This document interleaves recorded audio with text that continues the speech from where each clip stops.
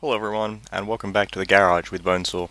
Today we'll be taking a look at a Russian Tier 2 premium tank, the Tetrarch light tank, which was a special event premium given out on New Year's of 2011-2012.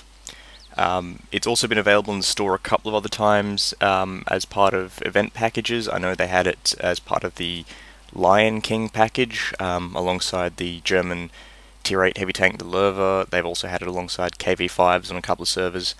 But generally speaking, you don't really get to see this thing in the shop very often, and you see a surprisingly few amount of them on the battlefield these days.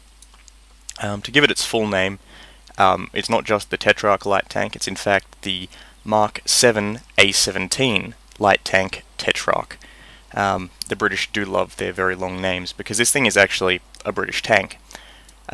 Pretty much these things were designed in the late 1930s in the lead up to World War II, and they never saw action in the early days of the war when they were first kind of built, because by the time they were ready, the British had already been absolutely hammered in France. They'd managed to make an effective escape out of France via Operation Dynamo and the evacuation at Dunkirk. But the Tetrarch really didn't arrive in time to replace its predecessor, the Mark 6 light tank, which was used in France. And realistically, by the time it kind of did arrive, it was very much obsolete, mounting the 2-pounder gun and only possessing about 16mm of armour. They did want to use this tank in North Africa, but the War Office had made an executive decision saying that no armoured unit was to use light tanks from France onwards, essentially, so they didn't really see usage in North Africa and mainly stayed in Britain. Originally the order for these tanks was about 70. They upscaled that to about 220 later on, and then eventually only about 100 were produced. Ultimately they sent 20 of these to Russia. That's why we have these Lend-Lease ones. The Russians quite liked them. They used them in combat a little bit, but they felt that it did have some issues, particularly with the engine cooling. The Tetrarch did have a horrible tendency to overheat in virtually any climate, and also it had issues with its suspension and tracks. In the end, the Tetrarch was only really used in amphibious landings once, and that was in Operation Ironclad in 1942 with the British and their invasion of Madagascar, because, well, they needed to practice at something, and Vichy France was an easy target. And they were also used in 1944 from about June onwards during the invasion of Normandy. They were deployed in British Hamilcar gliders, so essentially a glider was filled with about 3 of these tanks and their crew, towed behind a bomber or transport craft, and then detached and glid into occupied France for deployment. Now, in this role as a glider tank, the Tetrarch wasn't actually particularly successful, but the Germans were actually quite scared of them, simply because they didn't know what they were facing. All they knew is that the British had deployed tanks via glider behind their lines. But in the words of tank historian David Fletcher, if they'd known what they were facing, what gun it had, and the fact that it only had about 15mm of armour, they probably wouldn't have been concerned at all. So where does the Tetrarch sit in World of Tanks? Well, it's a premium Tier 2 vehicle, which means that, generally speaking, it'll only see at best Tier 3 games in terms of matchmaking.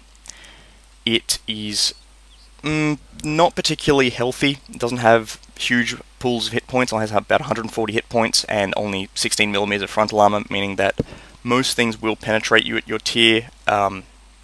The only thing you can ever really hope to bounce is things like the autocannon from the T7 combat car, and that's, if you're lucky. This is the American 50 cal, which is arguably one of the worst weapons in the game.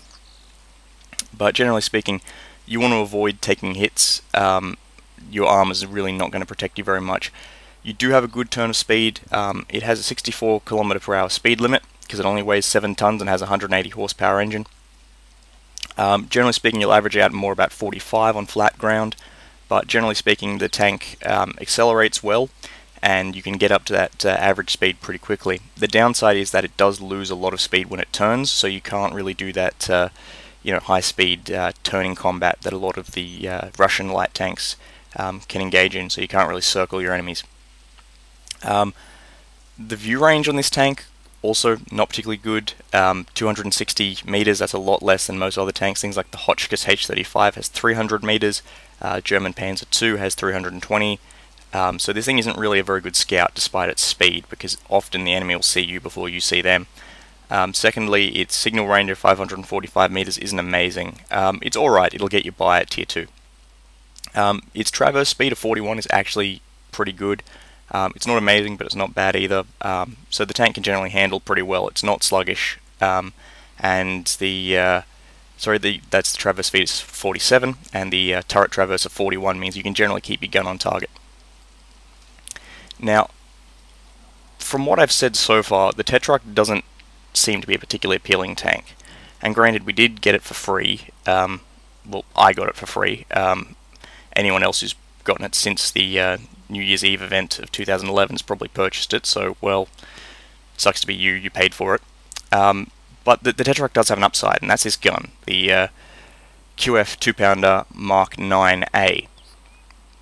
Now, this is the British 2-pounder gun that we all know and love. It's on plenty of other British tanks, but at tier 2, it's an absolute monster. It has 64mm of penetration. That's more than enough to penetrate anything at your tier. Things like T-82 and T-18 tank destroyers, the American ones, you can chew them to pieces because you have a very high rate of fire at around about 21 rounds per minute. The aim time is a little long at 2.3, but you can get by with that, especially because if you're playing this tank correctly, you will be sitting back from the front lines trying to get those long-range shots in, and generally speaking, if you miss, you've got a pretty high rate of fire, so you can get those follow-up shots out pretty quickly.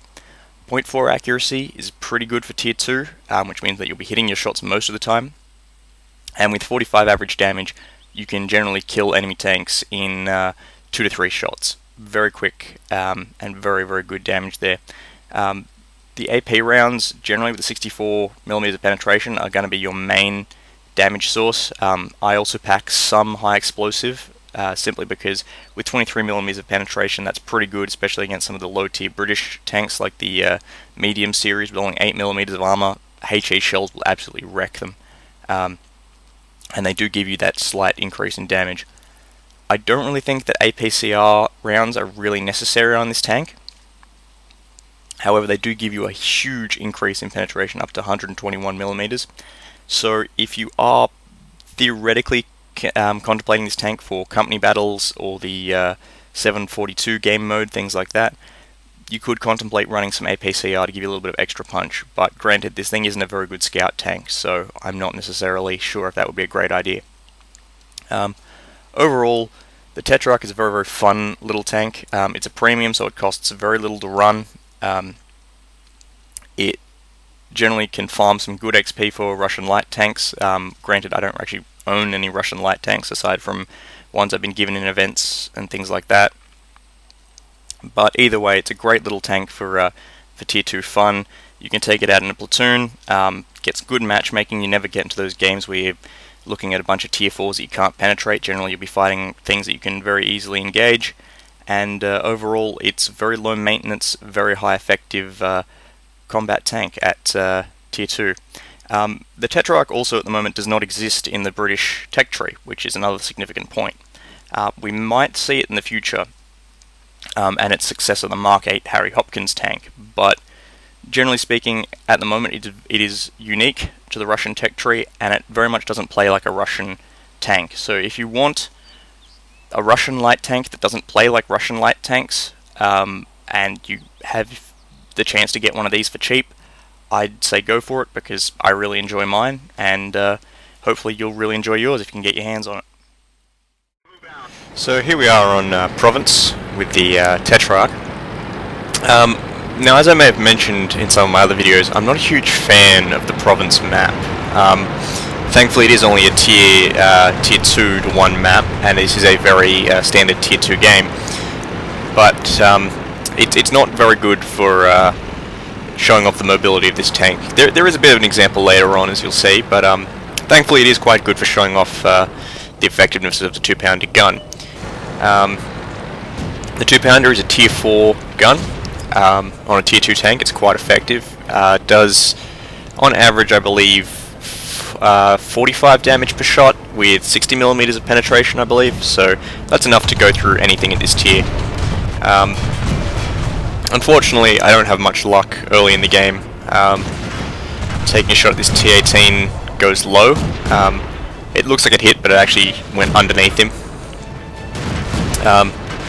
But as you can see, the gun is very consistent. It's one of the great things about the 2-pounder is if you are hitting a target, generally your follow-up shot will hit the same spot that you hit in the initial shot.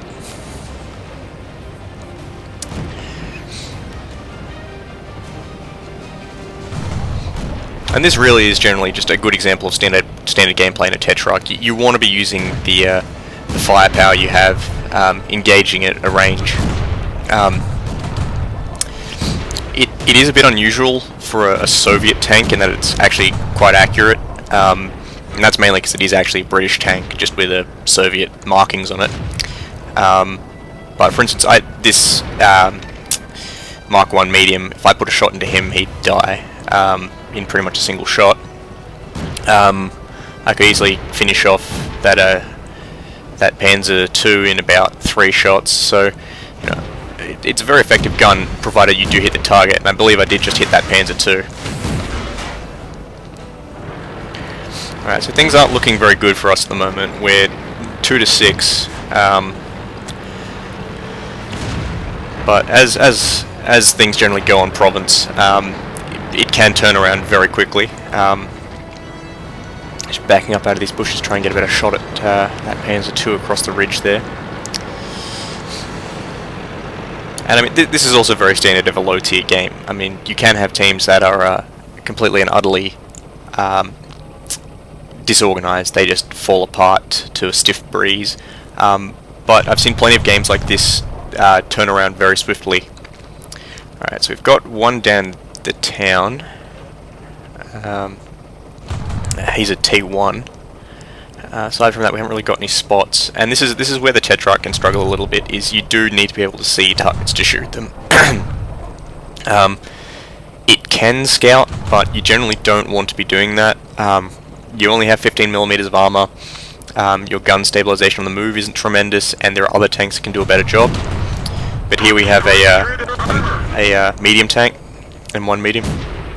So I put a good hit into him, as you can see. He's just tracked himself, so you can see the amount of damage he'll do in just a second. And that consistency wasn't even fully aimed, and I was still able to hit him. So that was a pretty fast takedown there. Going after this cruiser. See, good hit there. Good damage roll. Fortunately, didn't get the kill on that one.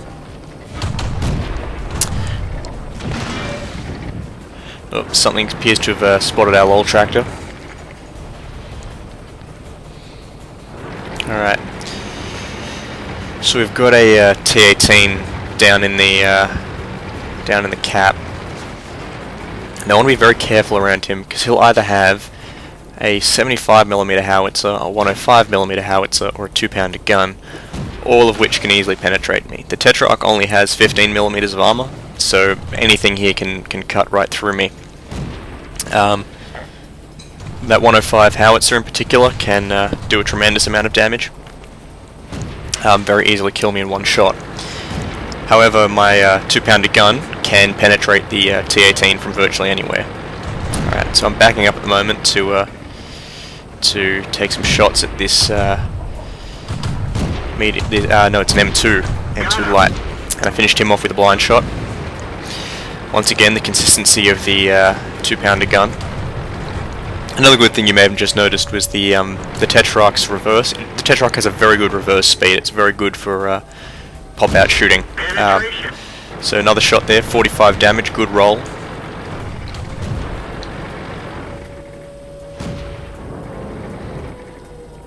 And he's circling the cap just to try and, you know, prevent us from getting shots at him. But unfortunately for him, I know what I'm doing. So put another shot into him. Another 45. Alright, now he's hiding behind the house. He knows where I am. And now to show off the mobility of the Tetrarch. I'm going to take it a little bit carefully down this slope here, because I don't want him to camp around the house and just blow me apart with a howitzer as soon as I come down. But thankfully he's got the 2-pounder. So I kill him whilst moving. Take a 0 damage hit from the Panzer II up there. Get myself up the scree over here. So far I'm on 3 kills, and we've managed to switch this game around pretty quickly. Put some shots into the turret of this NC-31. Gotta hurt. As you can see from the damage and the consistency right there, this gun can very easily take apart most low-tier tanks. The Tetrarch really is a threat to be reckoned with on the battlefield, especially because you can generally tell that a veteran player will be driving it. Alright, just backing up to make sure I don't get ambushed by that Panzer II, but by this stage of the game, it's a pretty foregone conclusion. We've won this one. But 4 kills with the Tetrarch, generally a pretty standard game, and just telling the enemy to get off my land. This is my hills, and none will take them from me.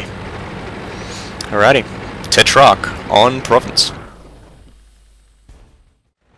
So here we are again in the Soviet Tier 2 premium light tank, the Tetrarch. And we're on Malinovka in standard battle, and as you can see it's already a fair way in and I haven't really done much. And, you know, strangely enough, the starting of this battle is missing from the replay. Why is that? Well, unfortunately, despite this being quite a good game for me, I've been suffering from some really bad just PC issues lately. My trusted computer of 7 years is on its last legs, and also the replay file for this game is just missing a lot of data. So you might notice it's actually in free camera at the moment, and that's how it's going to be for the rest of the battle, unfortunately, because when I try to use fixed camera, it doesn't work. There are far too many artifacts and delays in the site, so bear with it, and we'll see some more action on the Tetrarch. So as you can see, a good example of the mobility here, using the Tetrarch to really shift around and get the flanks in on this light tractor. Good damage on the 2-pounder gun, as you can see, easily damaging the light tractor. Unfortunately, that one gets eaten by his track. Brief lag spike there, results in taking a hit and missing the shot. However, I will finish the light tractor off there with my final shot. Just going to wait for my allies to come down the hill a little bit and advance to this first row of trees here. I don't really want to throw myself too far forward, because there could very easily be a T-18 lurking down in these bushes, and with that very powerful 75mm howitzer, it's very easy for them to one-shot me.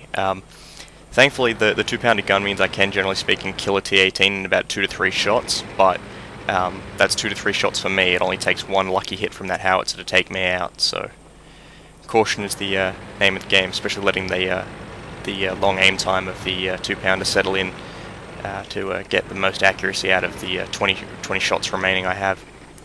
Alright, so we've got a NC-31, I believe, on very low health, so I'll take that easy kill. As you can see, the 2-pounder really does excel at long range at these low tier games. As you can see, easily taking off almost half the health of that T-18. Spotted a 2-pounder carrier. Once again, good damage there on him, and he gets taken out by the Allied light tractor using the autocannon.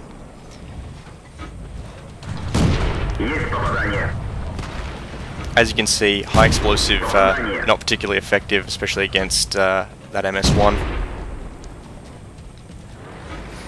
Very low damage compared to the armor-piercing rounds.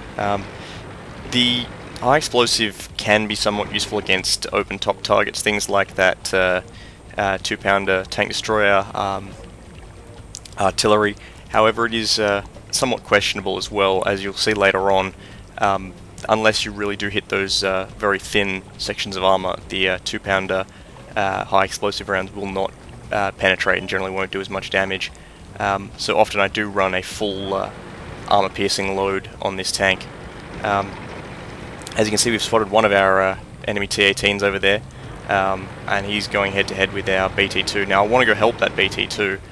The only problem is that I know that there is another T-18 out on my left, and I don't want to expose myself unduly out of, once again, fear of that howitzer. So I'm going to head across as quickly as I can, trying to stick to the cover of these bushes and back up the BT2. Unfortunately, I couldn't quite save him. The T-18 just went straight for the rush there. But the T-18 is now out of position. He's out in the open, and he's not facing my direction. So as you can see, I can put some good damage out on this T-18 very quickly to pick up my third kill for this game.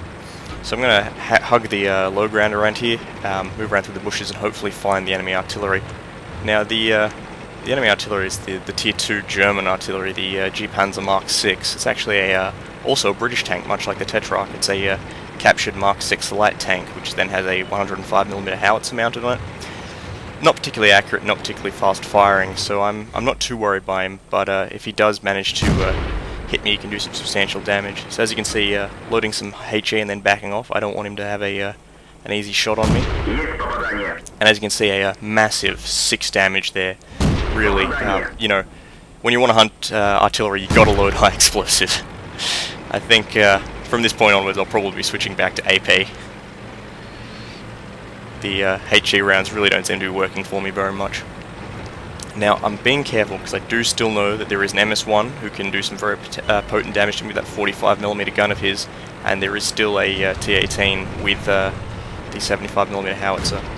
So I'm going to come in on the flank of this MS-1, take him out. I don't want him behind me when I'm going after the artillery. Quick shot from the 2-pounder, reload, 11 shots left. The ammo capacity on the Tetrarch isn't huge, so you really do need to balance your load of ammunition. I generally go about 2/3 AP, 1/3 HE, but I also do run full AP loadouts. Alright, the T-18's turning around.